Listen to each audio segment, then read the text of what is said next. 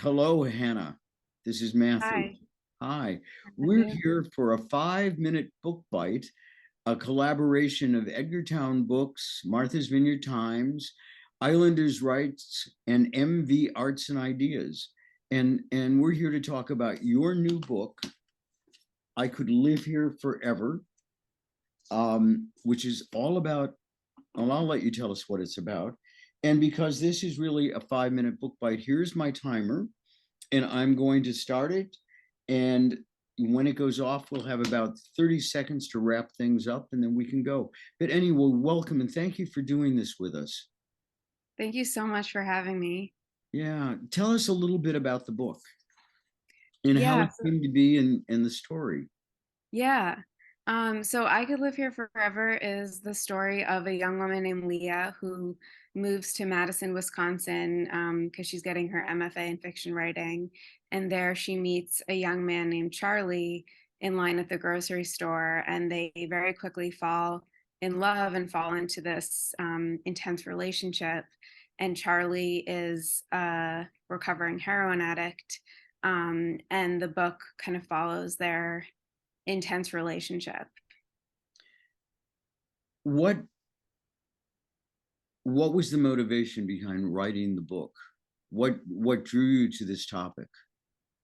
Um, the story had been kind of like in my head for a long time, and once I started writing it, I just kind of wrote it. It kind of just came out of me. I wrote it really quickly. I had been um, kind of thinking about like this character of this. I'd been thinking about what it would be like to write this young woman, Leah, who like really believes that um, if she falls in love, that will solve things for her. She believes that that that love is going to make her happy, and she kind of finds that with Charlie, and Charlie also has his own compulsions and his own addictions, and his addiction is sort of like the most addicting thing you can be addicted to. It's heroin.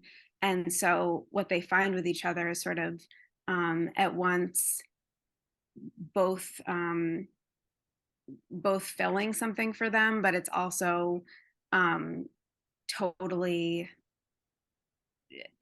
they're both losing themselves completely in something really scary and dangerous and compulsive. And I was like, what would happen if these two characters found one another?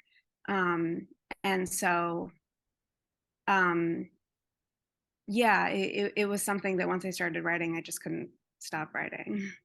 I will tell everyone who watches this, it is having, and I confess this to Hannah once when I was very young, much younger, not very young, but much younger than I am now, I had a relationship that was very similar to the one in the book.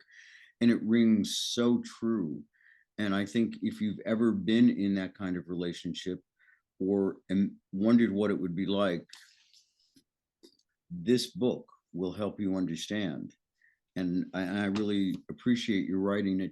Hannah, you have a really an interesting intersection with Martha's Vineyard and with the whole background of relationships. And I would love for you to share that with the audience.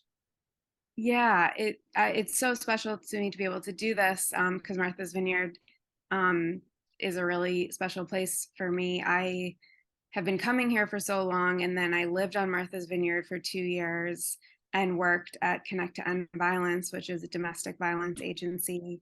Um, and that's where I wrote my first novel, Something Wild, which has a lot to do with domestic violence.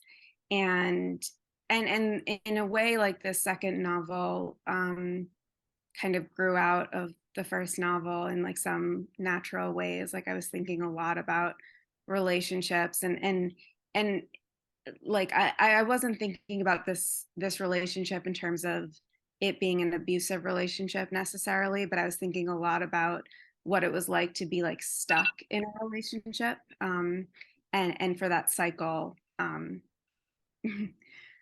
We've hit our mark, but for that cycle to just go on and on.